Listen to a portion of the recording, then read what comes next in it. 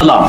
የንብረት ሕግ በኢትዮጵያ የንብረት ትርጉምን በተመለከተ፣ የንብረት ሕግ ምንነትና የተፈጻሚነት ወሰንን በተመለከተ፣ የንብረት መብት ዓለም አቀፍና አገር አቀፍ የሕግ ማዕቀፎችን በተመለከተ፣ የንብረት ባለቤትነት መብት የሚገኝበት ሁኔታዎችን በተመለከተ፣ የመሬት ባለቤትነት ጋር በተገናኘ የሕገ መንግስቱ አንቀጽ 40 ንዑስ አንቀጽ 3 እና የውጭ ሀገር ዜጋን የቋሚ ንብረት ባለቤት የሚያደርገው ረቂቅ አዋጅን በተመለከተ፣ በንብረት መብት ላይ ያሉ ገደቦችን በተመለከተ በዚህ ቪዲዮ የምንመለከት ይሆናል።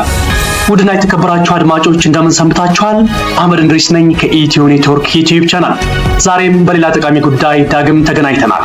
ለቻናሉ አዲስ ከሆናችሁ ሰብስክራይብ እንድታደርጉ ያስታወስኩኝ፣ በቀጥታ ወደ ጉዳዩ አመራሁኝ። የንብረት ሕግ በኢትዮጵያ።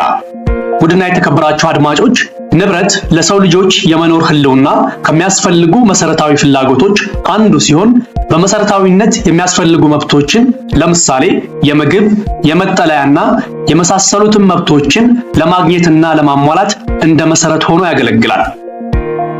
የንብረት ትርጉምን በተመለከተ በመጀመሪያ የንብረት ሕግንና የንብረት መብትን ለመረዳት ንብረት የሚለው ቃል ምን ማለት ነው ለሚለው ጥያቄ መልስ ማግኘት አስፈላጊ ነው።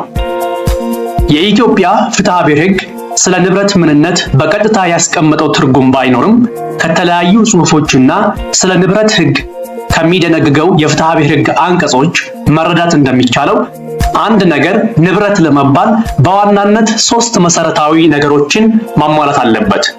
አንደኛው አንድ ነገር ንብረት ለመባል በባለቤትነት ሊያዝ የሚችል አፕሮፕሪየብል መሆን አለበት። ሁለተኛው ይህ በባለቤትነት ሊያዝ የሚችል ነገር ጥቅም ያለው ወይም ዩዝፉል መሆን አለበት። ይህ ማለት ግን ሁሉም ጠቃሚ የሆኑ ነገሮች የንብረት ትርጉም ይሰጣቸዋል ማለት አይደለም። ለምሳሌ ያክል ፀሐይ፣ አየር፣ ጨረቃ፣ ኮከብ ወደ ሌላ ኃይል ካልተቀየሩ በስተቀር ንብረት ሊሆኑ አይችሉም።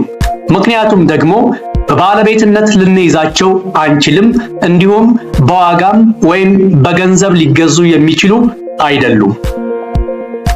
በሶስተኛ ደረጃ አንድ ነገር ንብረት ለመባል ያ ነገር ዋጋ ወይም ፔኩኒያሪ ቫልዩ ያለው ወይም ዋጋ የሚያወጣ መሆን አለበት። ማለትም በገንዘብ ሊገዛ የሚችል ወይም በሌላ ንብረት ሊለወጥ የሚችል መሆን አለበት። The thing must have pecuniary value። በአጠቃላይ ንብረት ማለት በባለቤትነት ሊያዝ የሚችል ኢኮኖሚያዊ ጠቀሜታና ዋጋ ያለው ነገር ማለት ነው።